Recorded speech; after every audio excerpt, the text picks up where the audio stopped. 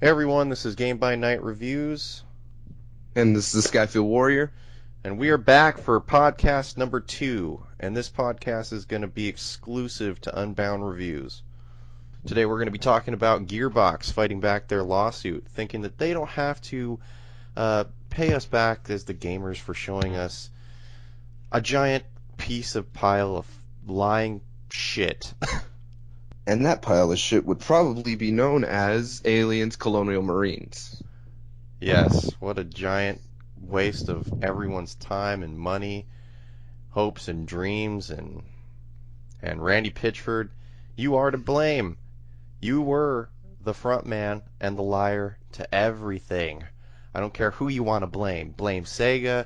You can blame all the other developers that you had. It's your fault, Randy.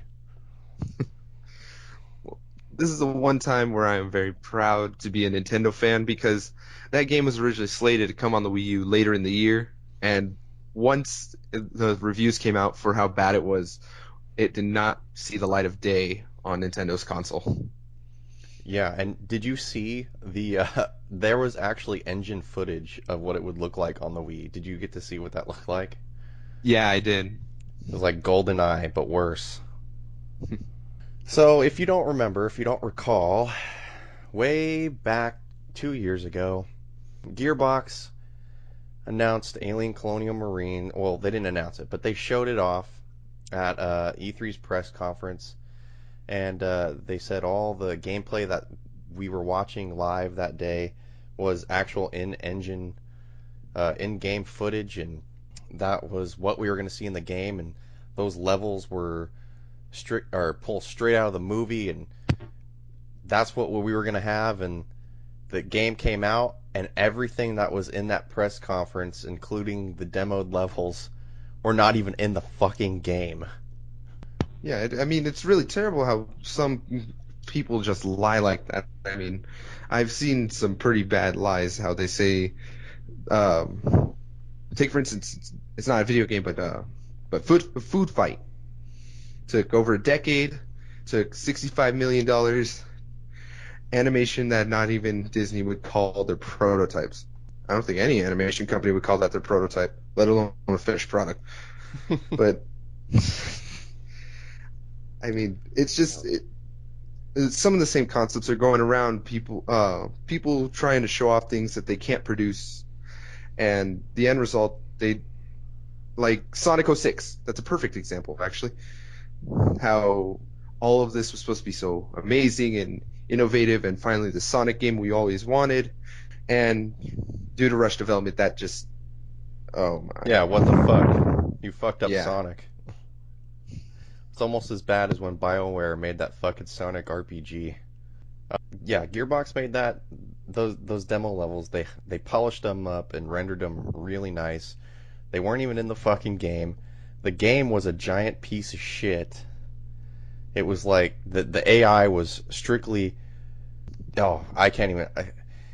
If you were to, I want to say really really bad and explicit things, but for fear of people taking it the wrong way, let's just say it was like a 3-year-old designed the levels and the AI, and they were fucked up in the head. No, I'm pretty sure. I don't want to slander this game as much as possible, but I'm pretty sure these kids, if you hadn't heard in the news, these kids who went away for summer camp, these 12-year-olds, they went away for summer camp, and they at the summer camp they got to develop video games. I'm pretty sure those 12-year-olds made games far better than Aliens Colonial Marines.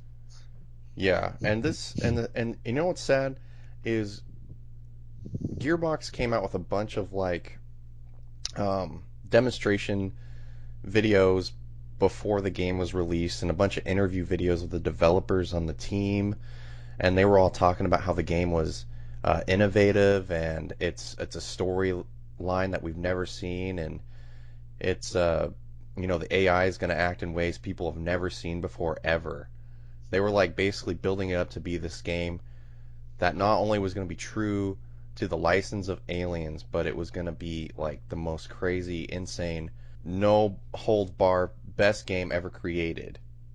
And it turns out to be the worst game of the year when it came out. I was surprised it was published by Sega and not EA. Oh, EA burned.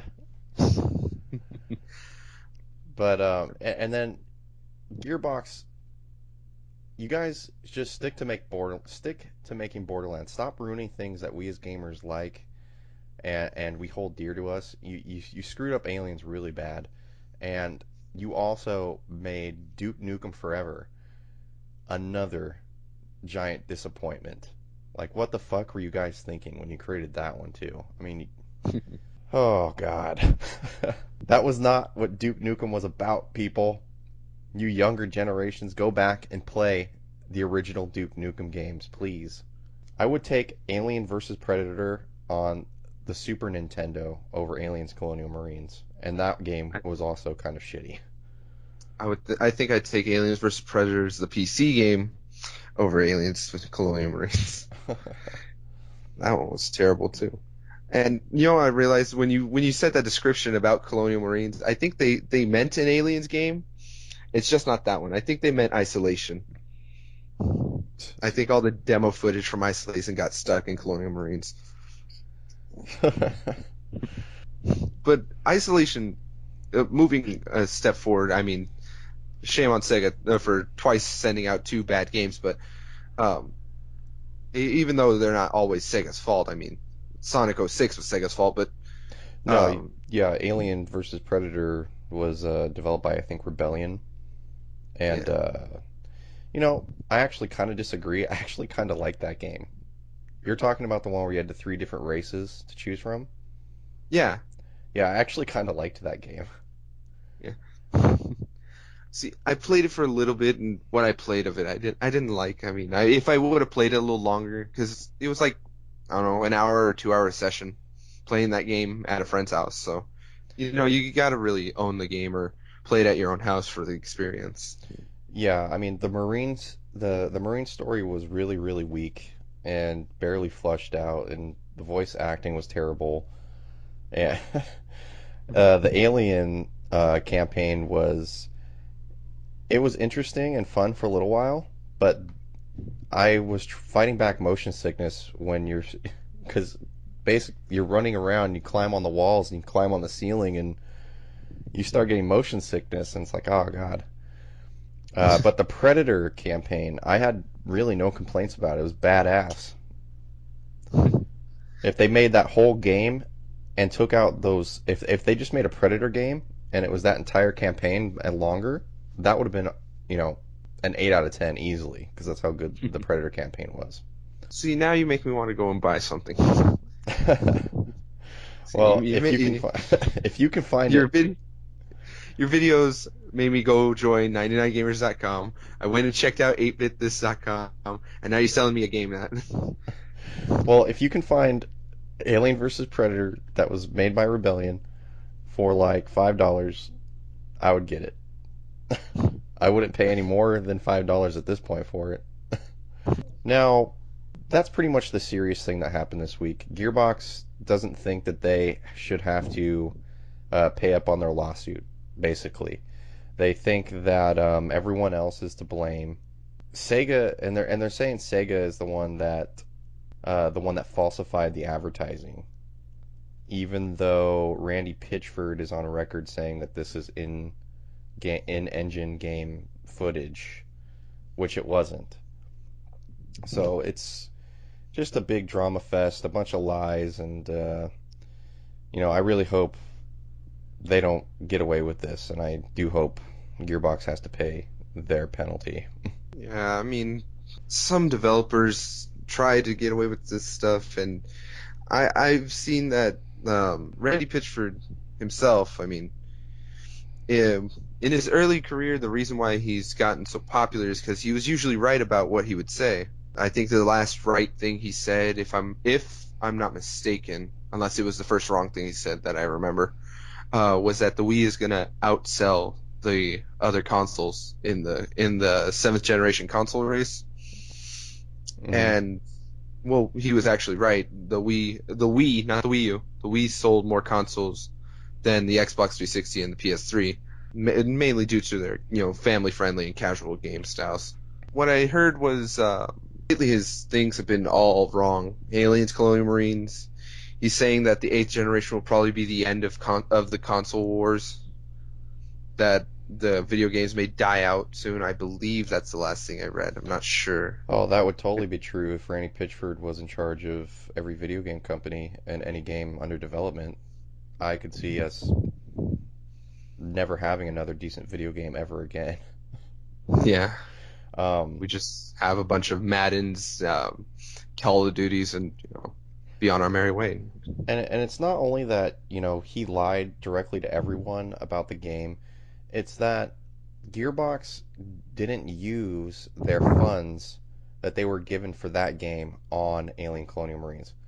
They spread out those funds to spend on developing Borderlands 2 and other games projects that they had. That's also why they're in a mess because that's like straight up illegal. Yeah, I mean, there's some companies that take all their funding and destroy games. I mean, like, I don't know if you remember this game. It was a PS1 game. It was called Bubsy 3D. Hmm. I'll put in the words of a YouTuber named JonTron. It looked like this was the alpha .001 version of the game, not the finished product. I mean, it was so terrible. You look at the first two games on the Super Nintendo, they have so much color, so much character. I mean, it had a terrible mechanic of falling damage in a 2D platformer, but Bubsy 3D was just the pinnacle of crap for for that series of games. Wow. All thanks to I think the company name was Accolade. Oh yeah. Yeah, it looked like they used all their budget on their name on the game rather than the actual game itself. Well,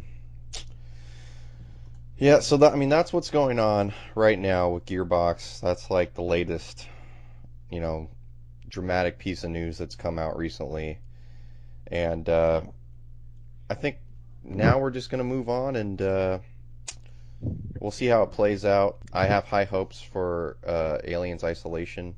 It looks amazing. I don't really have the same fears going into this now as I did before because, none of it's being overseen by the people before. Every YouTuber that's seen it says it looks amazing, feels amazing, and I trust their opinion. That's what it is, unless we get a bait and switch. I don't think that's going to happen, but moving on. So, Skyfield, August is going to be a really slow and, not that big of a month in games. What have you been playing recently? Well, recently I've been playing. Let's see, I've been recording and playing Halo Reach for a Halo Reach review, which I'm going to release in September instead of this month. Mainly what's taken up the time is the co-op campaign. Me and the lady Skyfield, my fiance, we were doing the co-op campaign for some co-op footage, and uh, rather than her messing up, it's more of me trying to be the hero and getting ourselves killed by throwing grenades.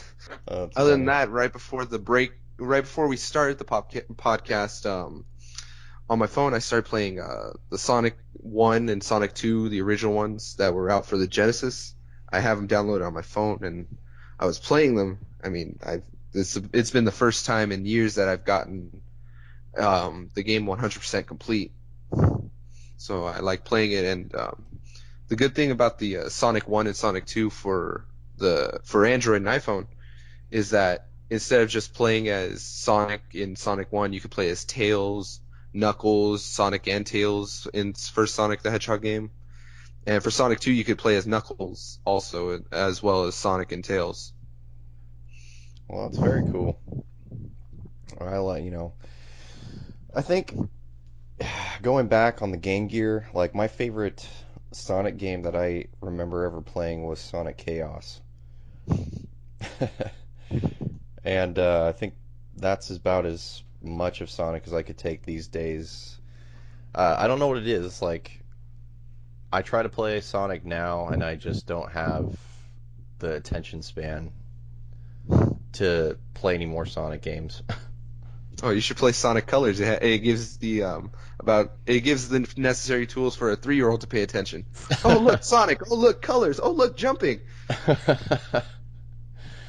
I mean, I did a review on the creepypasta Sonic.exe, and that kept my attention because it was something completely new and and gory. So it was Yeah. cool. But yeah, it's just like Sonic now. It's it doesn't appeal to me the same anymore. Um, Now, for me, I've been playing a couple first-person shooters. I've been playing Dishonored. Uh, I was gonna do a game review on that this month because it's gonna be free on Xbox this month, and just try to convince some people to download it before it goes away. And I've also been playing Serious Sam 3 BFE. Now, have you ever played a Serious Sam game before? I have not.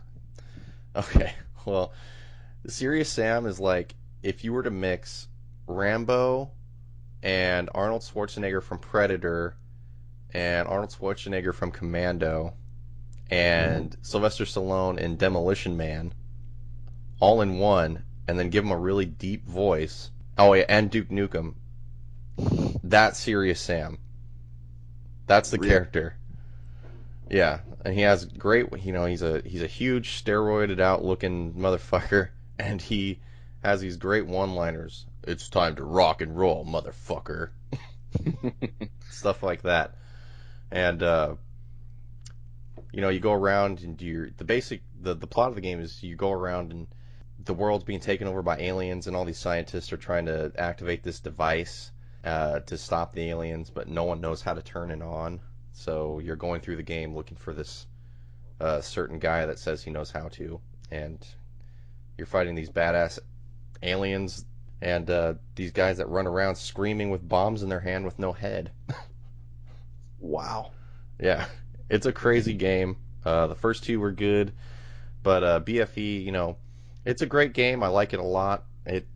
Unfortunately, I have it on the Xbox 360, and it does screen tear like a mother.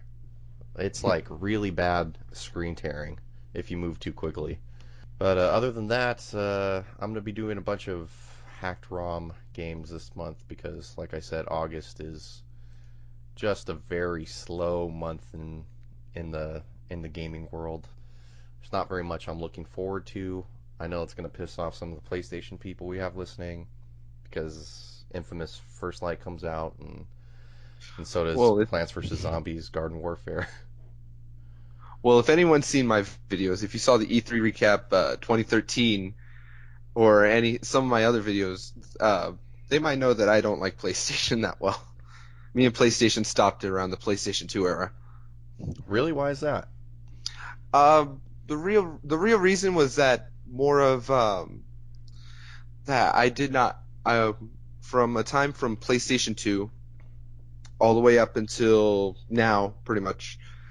I I was mainly Nintendo because I used to share consoles with my brother, Mm-hmm. and one console we could always agree on was a Nintendo console because we liked Super Smash Bros. We liked what was it, Tony Hawk. We liked the Tony Hawk games, and they were on GameCube as well as Dreamcast, and So they were also on PlayStation.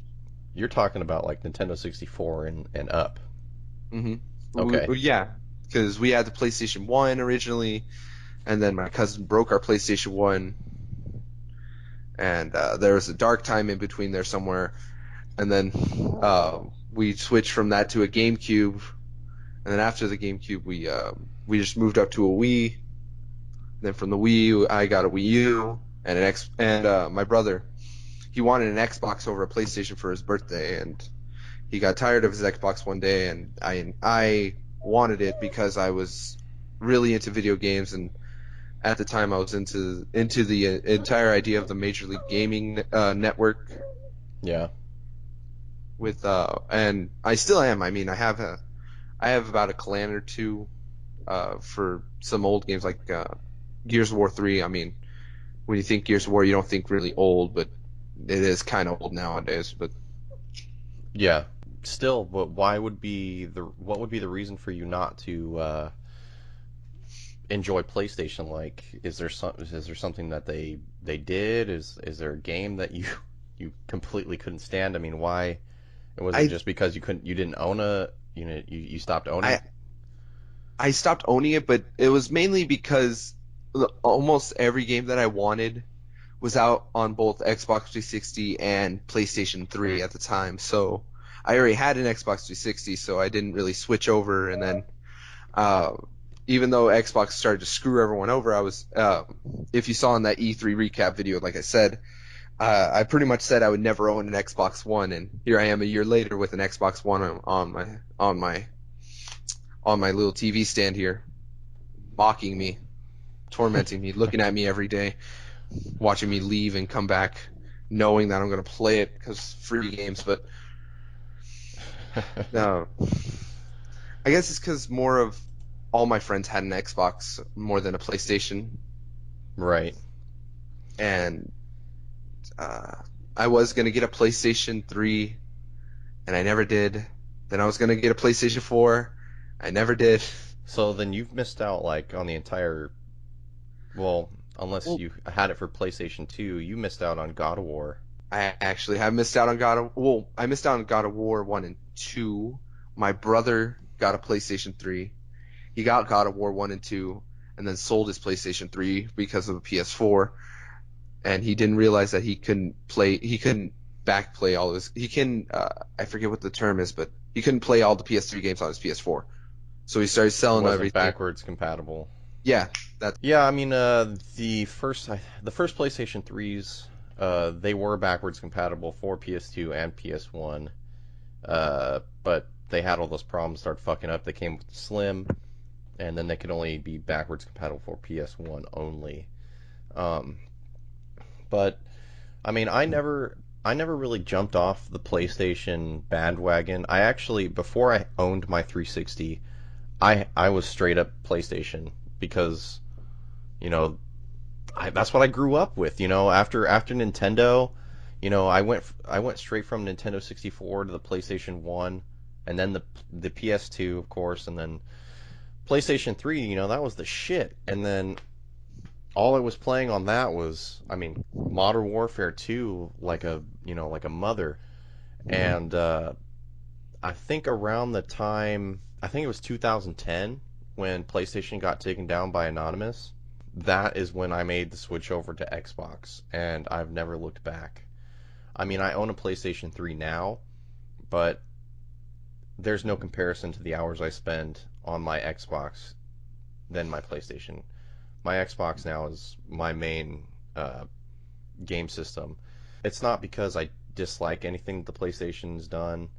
It's just I wanted to play online and I couldn't do it for a long time.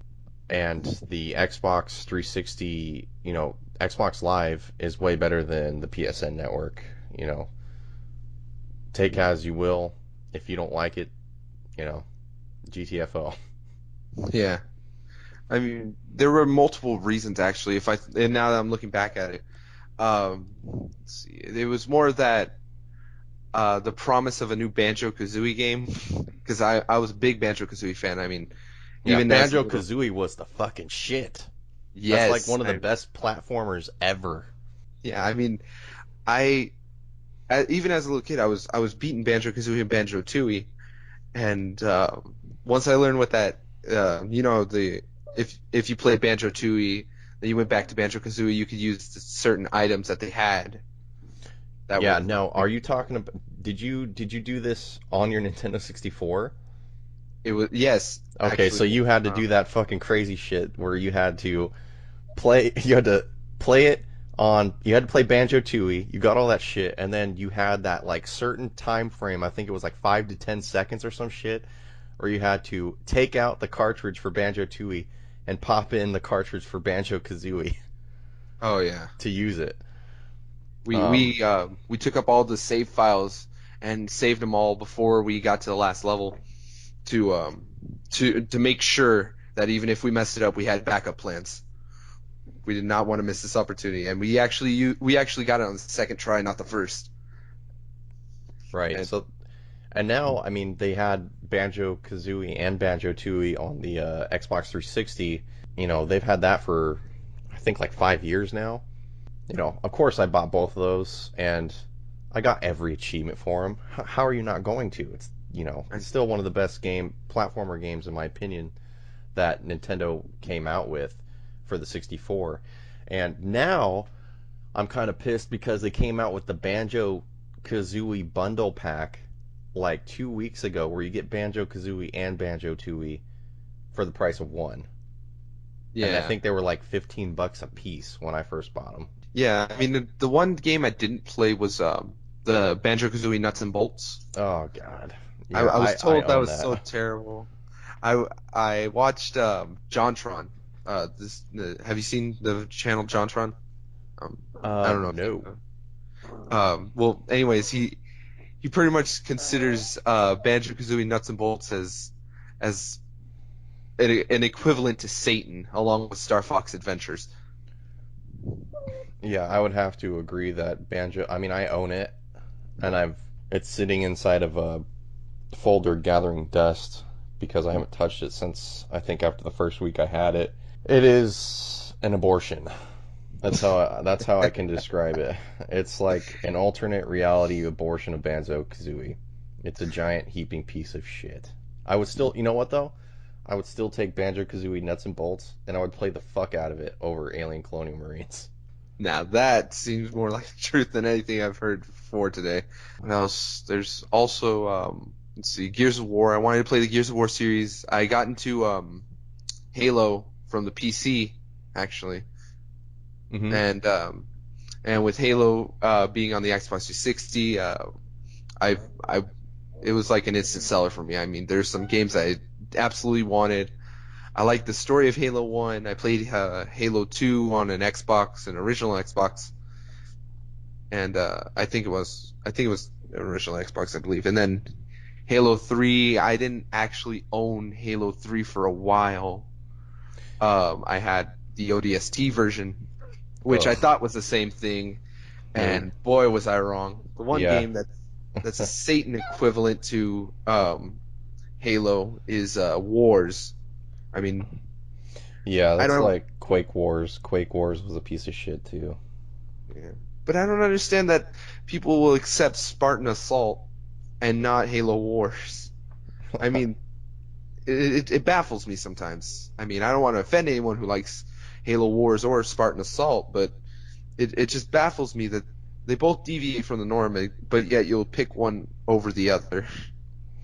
Yeah, and that was a trend for a little while. I haven't seen it all that much recently, but back, the games we're talking about, that was like kind of a trend that there were these like offbeat games that were supposed to follow the same plot line or story of those games, and they were just giant pieces of shit, um, like Fallout. I love Fallout 3. It's my favorite game. Fallout 1 and 2 on the PC, those were awesome.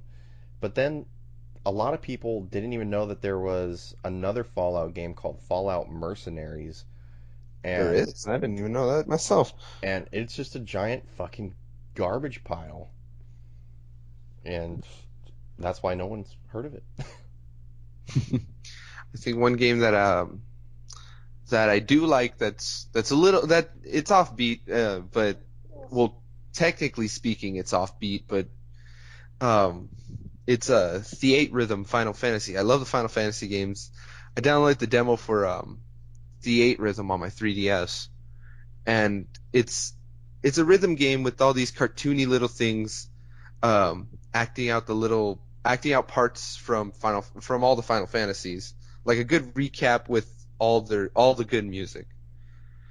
And I thought it was a nice little cute game. I mean, I wouldn't pay money per se for that, but it's a nice little thing. And now they're having a sequel to it. It's called Curtain Call, where instead of just having the little cartoony things, it's actual cutscenes from the games, and it's just a nice little rhythm game that's fun. It gives you a good recap of Final Fantasy, of what it actually is.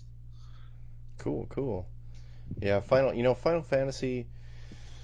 Uh, I think I played them all the way up until, the PS1, and then I just got out of Final Fantasy. That's also going to drive people crazy because Final Fantasy is still huge. Sorry, I just don't see I don't have the pleasure in playing it anymore. It's just not, it doesn't appeal to me anymore. Um, Whatever. I mean, one game that does appeal to me more that with um that's basically the only Disney game a Disney series that I'll ever play besides Epic Mickey is Kingdom Hearts. I mean, I love Kingdom Hearts. I've played almost every one of them except for the PlayStation Portable version. I think the PSP version. Right. Uh, I've played every single one of them except for that one, and I am 100% excited for Kingdom Hearts 3. I mean, me and the Lady Skyfield love Kingdom Hearts. I think she stole my 3DS just to play the 2.5 in the series Dream Drop Distance. She basically stole my 3DS with the game in it just to play it. Now, I heard that is that Kingdom Hearts is it supposed to be like the darkest one of the series? Like I heard it was supposed to get like really dark in that one. Um, in that one, to be honest, it has more plot twists than ever. I mean, if Kingdom Hearts 3 wasn't coming out, as far as storyline goes, I mean, yeah, it does get a little dark. In the beginning, it's like really confusing, but with the story, if Kingdom Hearts 3 wasn't coming out, this could easily be called a sequel to Kingdom Hearts 2. I mean, it's one of the greatest portable games I've ever played. It's worthy of an HD remake that they're making. I think they're making it for the PS4, Kingdom Hearts 2.5 remix or Hmm. final mix. I think it's supposed to be in that bundle. I mean, if you have a PS4, just when it comes out, go play it. I mean, you won't be sorry. All right. Well, I mean, yeah, we're getting a lot of things that are coming out, repolished and getting re-releases. Like, we're getting Fable remastered. We're getting all those Halo remastered. We're getting what is it? The Last of Us is remastered now for the PS4. I mean, we're getting a lot of things coming out that are just like, ba-boom, here, buy the game again. Grand Theft Auto 5 is coming out for the PlayStation 4 and Xbox. Xbox One, yeah. So, I mean, I got a question for you actually. If you have one game series, which means it has to be more than two entries of the video game. If you have one video game series that deserves an HD remake of the series, or at least an HD collection of the series, which one would it be? there's just so many. There's so many I would love to see that are re-released on maybe it would be okay. It's either going to be between Jack and Daxter or Ratchet and Clank. Really? Well, Yeah, did you know there's movies coming out for both of those games, right? I didn't know there. I did not know there was a movie coming out for Jack and Daxter. I I knew there was think one it's coming out for Jack and Ratchet and Dax. Clank. No, wait, no, I'm sorry, not Jack and Daxter. I was thinking of I was thinking of another game. It's Sly Cooper. Sly Cooper's getting his own movie.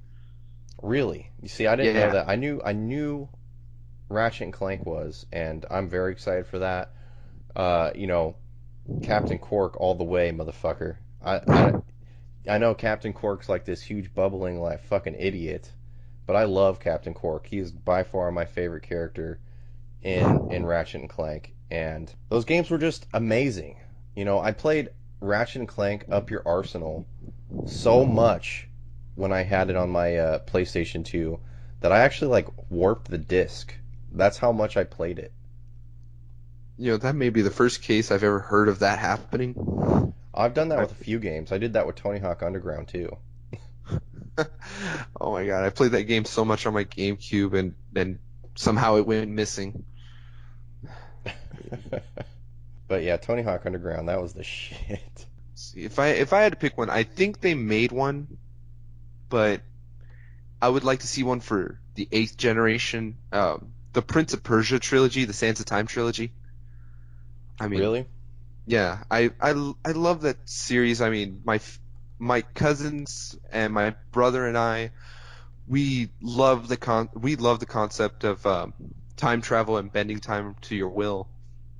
And Prince of Persia, I mean, that was our fix. That was our Assassin's Creed meets Uncharted meets time travel.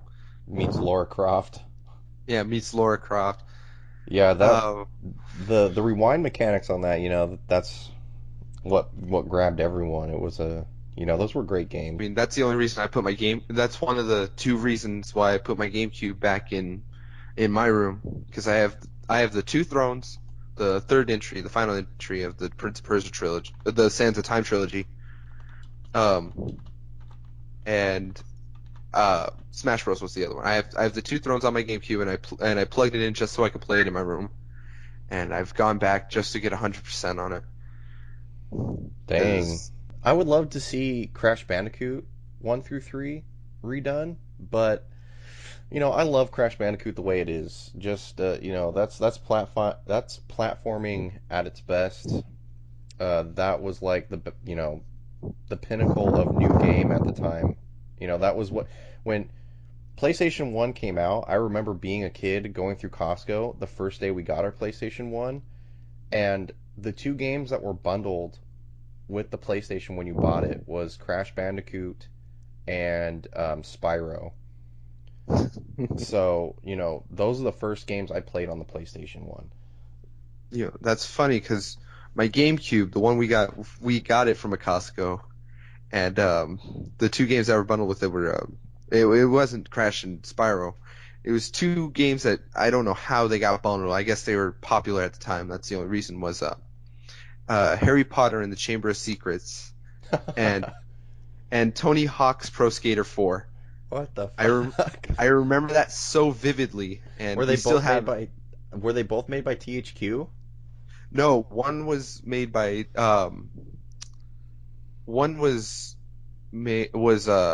Activision. Tony Hawk's Pro Skater is Activision, I believe it is, Oh, okay. and the other one's the Chamber of Secrets. I believe it was THQ and EA or just EA, but I know EA had a big part in the Harry Potter games. Okay. Yeah, cuz like I know Activision well Neversoft Activision published Tony Hawk and Neversoft developed it, and now Yeah. Neversoft is liquidated into Activision completely. But yeah, the Tony Hawk 4, that was the shit. Tony Hawk 4 was so fucking awesome. That was uh I think that was the first Tony Hawk that I remember where you could like put the cheat codes in and you could be fucking Boba Fett and Spider-Man. That one, I think that was Tony Hawk 2. You It's could do either that. one or You could do it with Tony Hawk 4 too. I'm telling you. really? I mean, I Yeah. don't know. I know you can buy cheat codes and like play as Shrek, I think it is. Or it's either Shrek or Homer Simpson, I forget. But I know you can play as one of those two in Tony Hawk 4. And the only reason I play Tony Hawk 4 now is because before I never 100% completed. I got all the regular missions, but I never did the pro missions and the character specific ones. And I just felt like I felt a little I felt a little void inside of me when I saw that game, and I had to just restart and replay it. Yeah, you know what me and my brother would do is we before we would go to school is we would put the cheat on where you'd have perfect grinds and we Mhm. would find a planter and we would just make the guy grind on the planter and we turn off our TV and let the game just run the entire day while we were at school and we'd come back just to see how huge the combo score would be. Me and my brother, when we played Tony Hawk, we were always so competitive. We only played two games because he didn't like that I was good at the game. The two games we played were Graffiti and Horse. Because if we played any other game, then he would get mad because I would have a better score, or I would smack him off his board enough times, or anything else that would let me beat him. Yeah, I would never have to do anything in that and when it came to Tony Hawk 4 and then Tony Hawk Underground, I never had to do anything when it came to those competition challenges. All I would do is put it into like go into a manual and do like a bunch of those manual combos over and over and over and over and over and over and over again, and you would win every single time. That was the only time I knew I could beat Rodney Mullen. See, me, I had to because my older cousins, they're like, I don't know, in their 30s now, but back when they used to play with us when we first got the game, uh, my older cousin, his name's Sean, he always would uh he would skate circles around us. I mean, he'd have this huge combo, and I felt like the only way I would ever be able to beat him is to like spend so much time in perfecting how I play this game. And uh my skills are rusty on this game, but I still can pull off some pretty big combos. I mean, within within his first combo he would try to get at least 1,000,000 points. He would get at least 1,000,000 points, I think it was. And we would just give up the game. We'd give the controller up and just walk away or something like that. And the mechanics on the old Tony Hawk games, like, were just so simple that they were fun. You didn't have to like really do much perfection. You would just have to play it for longer than an hour, and you would have it. Now, like when Tony Hawk, when Skate came out, and then all those, that's when shit started getting like difficult and complicated, and it kind of turned me off from the Tony Hawk games after that, because like I don't want to spend all that time learning how to flip the thumbstick to make him do these certain things. And I liked Skate 2 when you would bail and they showed all the broken bones you would get and shit. That was funny, but after you do that about 50 times, it's not funny anymore, and I just kind of shied away from the games after that. Let's see. I believe if I'm not mistaken, that Tony Hawk himself said that there would be another Tony Hawk game that would come out either end of this year or next year, that would be like kind of like an anniversary game for the Tony Hawk Pro Skater series, and Yeah, well, it would be like the old games, but I'm not sure about that. I'm kind of frightened by the idea of a new Tony Hawk game. yeah, I would be very much frightened because I went and spent the money and bought the Tony Hawk 2 remastered edition or remastered game or whatever on Xbox Live Arcade, Hmm. and it's a piece of shit. Like Really? the mechanics are all fucked up. It's like they took some beginning developer and just like, here, put some good textures in this game. If the mechanics work for a little bit, that's good. It doesn't really fucking matter because that's how it is. It's like feels super clunky, and it's fucking horrible. If I were to take my Nintendo 64, whip out Tony Hawk 2 compared to the Xbox arcade one, there's no comparison. It's just one is a giant heaping pile of crap, and the other one is nostalgic and good. So I was very unhappy with that purchase, and I wish I could have got my money back. Yeah, I mean the Tony Hawk games originally, I didn't play them on the Nintendo 64. We played them on the Dreamcast, the Sega Dreamcast. Sega's good console, but final console, sadly. Um, and what we would do, we'd turn on, I think it was jetpack mode and double moon gravity, and we just have these amazing one move combos that would rank up so many points because we'd be dangerously high in the sky. And Yeah, we've talked about a lot today. We talked about Gearbox. We talked about games that we're looking forward to, games that we're playing currently, uh, updates for our channels, uh, and we even went down nostalgia road on Tony Hawk for a little while, which is crazy because nothing even really that's not even really relevant to anything. So, yeah, but I mean, I think we should probably close it out here. What do you think? yeah. I just got one more thing to say. I mean, this there was supposed to be an announcement video coming out on my channel, but I pretty much got sick of announcement videos, so I'm deciding to say it here, and it'll probably come up on the next video. But me and the Ghost Shogun are gonna head down to Anaheim on September. I think we're gonna head down September 9th, and we're gonna be there September 10th for the GameStop Expo 2014. And we're gonna GameStop Expo 2014 is basically it's like the show. It's like a show floor of like Gamescom or E3 without all the announcements. It pretty much just has a bunch of demos for upcoming games and um, uh, I went.